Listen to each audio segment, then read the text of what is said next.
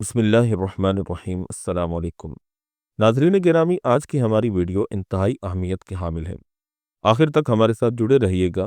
آپ اس ویڈیو کو سننے کے بعد اس بات پر فخر کریں گے کہ اللہ رب العزت نے ہمیں ایمان اور اسلام کی دولت عطا فرمائی اور کسی ایسے مذہب اور ایسے دین کے ساتھ نہیں جوڑا جہاں انسانوں کو مختلف ذات یا برادری کی بنا پر کم، گھٹیا یا اونچی ذات کا سمجھا جاتا ہو۔ جس دین کے ساتھ ہمارا تعلق ہے اس میں تقوی، طہارت اور پرہیزگاری کسی آدمی کی عزت اور فضیلت کا معیار ہے، نہ کہ اس کی قوم، ذات یا کوئی مالی حیثیت۔ چنانچہ دنیا کے اندر مذہب کس لیے انسان کی ضرورت ہے؟ مذہب سب سے پہلی جو چیز ہمیں دیتا ہے وہ ہے انسانوں کے اندر مساوات، برداشت، تحمل اور ایک دوسرے کی کام آنے کا جذبہ۔ اگر یہ چیز مذہب سے نکال دی جائے تو وہ مذہب نہیں رہتا، بلکہ انسانیت کش ایک لوگوں کا گروہ اور جتھا بن کر رہ جاتا ہے۔ چنانچہ ہزاروں سال پرانی ہندوستانی تہذیب کے سب سے پیچیدہ اور متنازع موضوعات میں سے ایک ہے طبقاتی تقسیم، جسے ہم جاتی پرنالی، ورن سسٹم یا کاسٹ سسٹم کے نام سے جانتے ہیں۔ یہ نظام صرف سماجی ڈھانچے کا حصہ نہیں رہا، بلکہ مذہب، سیاست، معیشت، شادی، عبادات، حتیٰ کہ انسان کی روزمرہ زندگی تک سب چیزوں پر اثر انداز ہوتا رہا ہے۔ آج کی ویڈیو میں ہم دیکھیں گے کہ یہ طبقاتی نظام اور تقسیم کب شروع ہوئی اور کیسے مضبوط ہوئی، مذہبی کتابیں اس کے بارے میں کیا کہتی ہیں اور جدید دور میں اسے کیسے چیلنج کیا جا رہا ہے۔ تو چلیں شروع کرتے ہیں آج کا اپنا موضوع۔ ہندوستان کی قدیم ترین تہذیب ہڑپا اور موہنجو دڑو میں کہیں بھی ذات پات کی تقسیم کے شواہد نہیں ملتے، نہ کوئی مذہبی بیان، نہ الگ بستیاں، نہ الگ قبرستان۔ یعنی طبقاتی تقسیم ویدک دور کے بعد شروع ہوئی۔ علماء کے مطابق یہ تقسیم اس وقت ابھری جب وسط ایشیا سے آنے والی آریائی اقوام نے مقامی آبادیوں سے میل جول شروع کیا۔ طبقاتی نظام کا پہلا باضابطہ ذکر رگ وید میں ملتا ہے، خاص طور پر پورس سوکت میں، جہاں ایک فرضی کائناتی انسان کے جسم سے 4 طبقات نکلتے ہیں، یعنی برہمن سر سے، جن میں علماء، پجاری اور مذہبی رہنما شامل ہوتے ہیں، کشتریہ یعنی بازوؤں سے، جنگجو اور بادشاہ وغیرہ، ویش رانوں سے پیدا ہوتے ہیں جو کہ تاجر اور کسان وغیرہ ہوتے ہیں، اور شودر پیروں سے جنم لیتے ہیں جن کو خدمتگار اور مزدوری کا درجہ حاصل ہوتا ہے۔ یہ تقسیم ابتدا میں صرف کام اور پیشے کی بنیاد پر تھی، وراثتی نہیں تھی، لیکن وقت کے ساتھ ساتھ یہ خاندانی اور پیدائشی حیثیت بن گئی۔ بعد کے ویدک دور میں برہمنوں نے مذہبی رسومات، تعلیم، زبان یعنی سنسکرت وغیرہ اور شاستروں کی تعبیر پر مکمل کنٹرول حاصل کر لیا۔ یوں مذہب کے نام پر ایک موروثی امتیازی نظام بن گیا۔ برہمن ہی تعلیم دیں گے، کشتریہ حکومت کریں گے، ویش تجارت کریں گے اور شودر باقی سب کام کریں گے۔ شودروں کو مذہبی تعلیم سے بھی روک دیا گیا۔ یہی وہ وقت تھا جب ذات پات کا کڑا نظام مضبوط ہو گیا۔ ہندو شاستروں میں سب سے زیادہ تنقید منو سمرتی پر کی جاتی ہے، کیونکہ اسی کتاب میں پہلی بار ہر ذات کے لیے الگ قانون، شودروں پر سخت مراعات، برہمن کو سب سے بلند مقام، ذاتوں کے ملنے جلنے پر پابندیاں، شادی، تعلیم، رہن سہن کے اصول واضح طور پر لکھے گئے۔ یہ کتاب صدیوں تک ہندو سماج کا قانونی حوالہ بنی رہی۔ 6 صدی قبل مسیح میں گوتم بدھ اور مہاویر جین نے اس امتیازی نظام کو شدید تنقید کا نشانہ بنایا۔ بدھ مت نے کہا کہ ہر انسان برابر ہے، نجات کا راستہ سب کے لیے کھلا ہے، برہمن یا پجاری ہونا ضروری نہیں۔ یہ پیغام لوگوں کو پسند آیا، خاص طور پر نچلی ذاتیں بڑی تعداد میں بدھ مت کی طرف آنے لگی۔ یہ ہندو سماج کے لیے پہلا بڑا چیلنج تھا۔ اس دور میں بھی طبقاتی تقسیم موجود رہی، مگر کچھ لچک کے ساتھ۔ مہابھارت میں یدھشٹھر کہتا ہے کہ ذات انسان کے عمل سے بنتی ہے، پیدائش سے نہیں۔ رامائن میں شنکر آچاریہ اور دوسرے کرداروں نے ذات کو روحانی صلاحیت سے جوڑا ہے۔ اس سے معلوم ہوتا ہے کہ اس وقت بھی ذات پات پر اختلافات موجود تھے۔ گپت سلطنت کے بعد جب ہندو مذہب دوبارہ طاقت میں آیا تو ذات پات کی سختی بڑھ گئی۔ شودروں کو مندر میں داخلے کی اجازت نہیں تھی، پانی کے کنویں الگ تھے، بستیاں الگ تھیں اور چھونے سے بھی ان کو منع کیا جاتا، اور یہیں سے اچھوت کا تصور پیدا ہوا۔ یہ سماجی نظام صدیوں تک ظلم کے ساتھ جاری رہا۔ جب ہندوستان میں مسلمان شاہی حکومت آئی تو انہوں نے ہندو معاشرے کے اندرونی معاملات میں مداخلت کم کی۔ کئی ذاتوں نے معاشرتی دباؤ سے بچنے کے لیے اسلام قبول کیا، خصوصاً نچلی ذات کے لوگوں نے، مگر مجموعی طور پر ہندو سماج میں ذات پات پھر بھی قائم رہی۔ برطانوی سرکار نے مردم شماری، ملازمتوں اور سیاسی نمائندگی میں ذات کو بطور ایک سرکاری کیٹیگری کے استعمال کیا۔ اس سے ذات پات مزید مضبوط ہو گئی۔ گریڈ، نوکریاں، زمینوں کی ملکیت، سب کچھ ذات کے حساب سے تقسیم ہونے لگا۔ اگر ہم جدید بھارت اور ذات پات کی بات کریں تو 1947 کے بعد آئین میں چھوت چھات پر پابندی لگا دی گئی۔ دلتوں اور نچلی ذاتوں کے لیے ریزرویشن وغیرہ کا قانون بنایا گیا اور قانونی طور پر سب کو برابر کر دیا گیا۔ لیکن حقیقت یہ ہے کہ دیہات میں ابھی بھی ذات کا اثر بہت طاقتور ہے۔ شادیاں 90% اپنی ذات میں ہی کی جاتی ہیں۔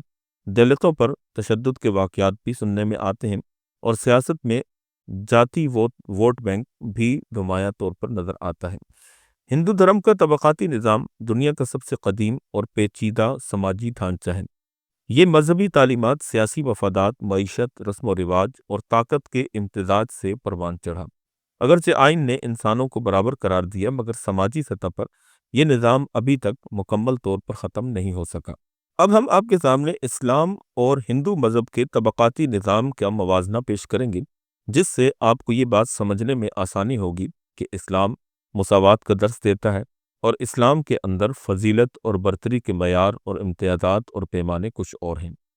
چنانچہ اسلام کی بنیاد ہی اس تصور پر رکھی گئی ہے کہ ان اکرمکم عند اللہ اتقاکم، کہ اللہ کے نزدیک سب سے عزت والا وہ ہے جو سب سے زیادہ متقی ہے۔ یعنی نہ رنگ معیار ہے، نہ نسل، نہ زبان، نہ خاندان، نہ ذات، نہ قوم۔ اسلام کہتا ہے کہ پیدائش کسی کی فضیلت نہیں، تقوی باعث فضیلت ہے۔ یہ اصول اس وقت دیا گیا جب دنیا میں نسل، نسب، طاقت اور طبقہ ہی انسان کی پہچان تھے۔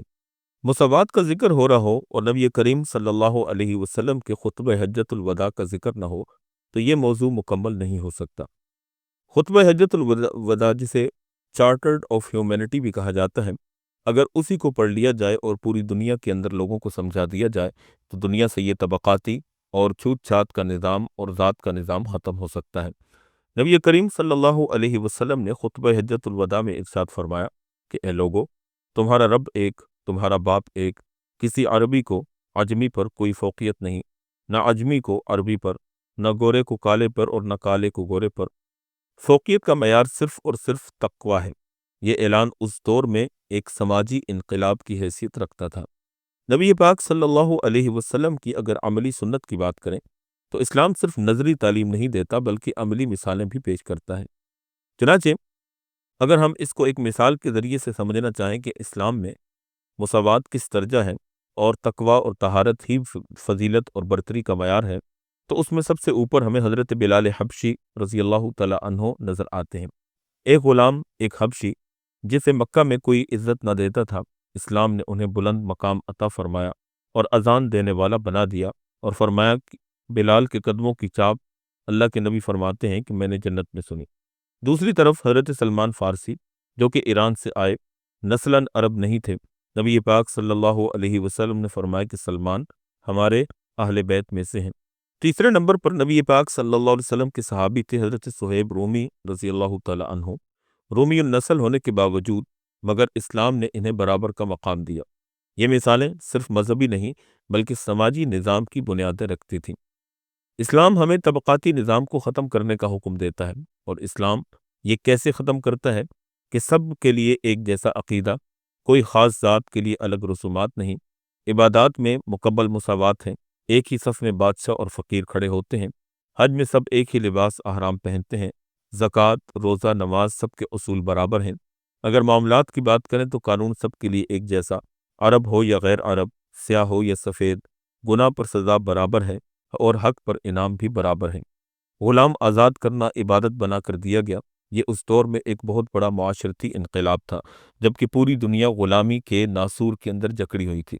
وہیں پر اسلام نے مختلف کفاروں اور سزاؤں میں کفارے کے طور پر غلاموں کو آزاد کرنے کا حکم دیا اور اس کی ترغیب مسلمانوں کو دی، جس سے ہزاروں لاکھوں غلاموں کی گردنیں غلامی کے شکنجے سے آزاد ہوئیں۔ اگر ہم اسلام اور ہندوانہ طبقاتی نظام کا موازنہ کریں تو پیدائش اور تقوی، ہندو ذاتی نظام انسان کی حیثیت پیدائش سے طے کرتا ہے۔ کہ جس گھر میں پیدا ہوا پوری زندگی وہی ذات رہے گی۔ اسلام انسان کی عزت، عمل اور تقوی سے طے ہوتی ہے، پیدائش کا اس میں کوئی کردار نہیں۔ اسی طرح چار ورن کے مقابلے میں مساوی امت۔ ہندو دھرم میں براہمن، کشتریہ، ویش، شودر چار طبقے اور ان کے نیچے اچھوت۔ اسلام صرف امت واحدہ کے اصول پر عمل پیرا ہے، نہ کہ براہمن نہ شودر، ہر مسلمان آپس میں بھائی ہے۔ اسی طرح مذہبی رسومات تک رسائی کو اگر ہم موازنے کے طور پر دیکھیں تو ہندو دھرم میں ماضی میں شودروں کو وید پڑھنے تک کی اجازت نہیں تھی۔ اسلام علم حاصل کرنا ہر مسلمان مرد و عورت پر فرض قرار دیتا ہے، اور قرآن اور مسجد سب کے لیے کھلے ہیں۔ اسی طرح مذہب کی قیادت میں کی اگر بات کریں تو ہندو دھرم میں پجاری صرف براہمن ہی بن سکتا تھا، جبکہ اسلام میں امامت، قضاء اور علم سب کے لیے اس کے راستے کھلے ہیں، چاہے بلال ہو، چاہے سلمان ہو، کوئی عرب ہو یا غیر عرب ہو۔ اسی طرح ہندو مذہب میں شادی کو نچلی ذات میں برا سمجھا جاتا تھا۔ اسلام نسلی اور قبائلی بندشوں سے پاک نکاح کی مثال دیتا ہے۔ چنانچہ نبی اکرم صلی اللہ علیہ وسلم نے حضرت زید ایک آزاد کردہ غلام کا نکاح قریش کی معزز خاتون زینب سے کروا دیا۔ یہ ایک عملی مثال تھی ذات پات کے خاتمے کی۔ اسلام غریب کو کیسے سہارا دیتا ہے؟ اس کی مثال کے طور پر ہم زکوٰۃ کو لے سکتے ہیں کہ زکوٰۃ غریب کو سہارا دیتی ہے، معاشرتی طبقاتی فرق کو کم کرتی ہے، مالدار کو مجبور کرتی ہے کہ وہ نادار کا خیال رکھے۔ اور اگر ہم قانون کی برابری کی بات کریں تو نبی کریم صلی اللہ علیہ وسلم نے ایک موقع پر ارشاد فرمایا کہ اگر میری بیٹی فاطمہ بھی چوری کر لے تو ان پر بھی وہی سزا ہوتی جو کسی اور پر ہوگی۔ یہ کسی بھی سماج میں طبقاتی انصاف کے خلاف سب سے مضبوط اعلان تھا۔ اسلام کا پیغام انسانیت کی بنیاد پر قائم ہے، جس میں نہ نسل کا فرق، نہ ذات کا، نہ رنگ کا اور نہ ہی قوم کا۔ یہ بات اس وقت اور بھی نمایاں ہو جاتی ہے جب ہم اس کا تقابل ان معاشروں سے کرتے ہیں جہاں انسان کی قیمت اس کی پیدائش سے طے کی جاتی ہے۔ اسلام کا پیغام واضح ہے، سب انسان اللہ کی مخلوق ہیں، سب برابر ہیں، فضیلت صرف تقوی اور پرہیزگاری کے اندر ہے، اور یہی پیغام آج کی دنیا میں ظلم، تعصب اور امتیاز کے مقابلے میں سب سے مضبوط بنیاد بنتا ہے۔ ناظرین گرامی، آپ نے ہندوانہ طبقاتی نظام، اس کی مختصر تاریخ اور پھر اس کا اسلامی نظام مساوات کے ساتھ تقابل سماعت فرمایا۔ امید ہے کہ آپ کو بہت کچھ نیا سیکھنے اور جاننے کو ملا ہوگا، اور اگر یہ ویڈیو کوئی ہمارا غیر مسلم ہندو بھائی بھی سنے تو اس کو بھی اس بات کی دعوت ہے کہ وہ آئے اور اسلام کا مطالعہ کرے، تعصب کی اینک اتار کر کھلے ذہن اور کھلی سوچ کے ساتھ کہ اسلام ہمیں کس طرف بلا رہا ہے، اور لوگوں کے بنائے ہوئے خود ساختہ ادیان کیسے طبقاتی نظام کی زنجیروں میں جکڑے ہوئے انسانوں کو مختلف طبقات کے اندر بانٹ کر ان پر ظلم و ستم کے پہاڑ توڑ رہے ہیں۔ امید واسق ہے کہ آپ کو آج کی ویڈیو پسند آئی ہوگی۔ اگر آپ مزید ایسی ویڈیوز کو ہمارے چینل پر دیکھنا چاہتے ہیں تو ہمیں سپورٹ کیجئے، ہمارے چینل کو سبسکرائب کر کے گھنٹی کے آئیکن کو پریس کر دیجئے تاکہ ہماری نئی آنے والی ویڈیوز کے نوٹیفیکیشنز آپ تک بر وقت پہنچتے رہیں۔